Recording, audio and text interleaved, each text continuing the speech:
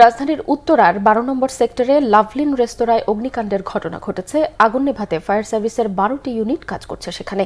Fire service জানায়, সকাল 10:30টার দিকে উত্তরার ১২ নম্বর সেক্টরের শাহ মখদুম রোডের লাভলিন রেস্টুরেন্টে আগুন লাগে।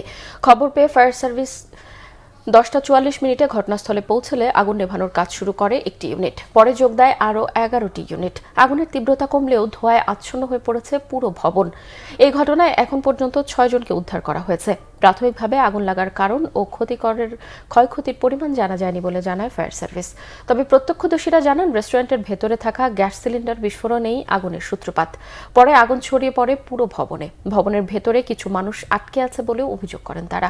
৬তলা ভবনটিতে রেস্টুরেন্ট ছাড়াও জিমনেশিয়াম, বিউটি পার্লার সহ বেশ কিছু বাণিজ্যিক প্রতিষ্ঠান রয়েছে।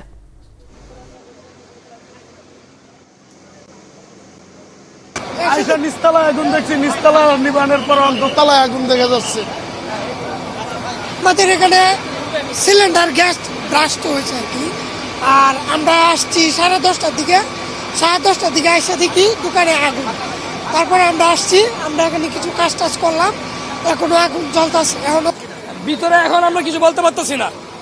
তবে ছাদের উপর লোক ছিল, ভিতরে লোক ছিল, অনেকেই বের করা হয়েছে, অনেকে বের হয়েছে। এখন আছে কিনা বাকি আমরা বলতে পারতেছি না।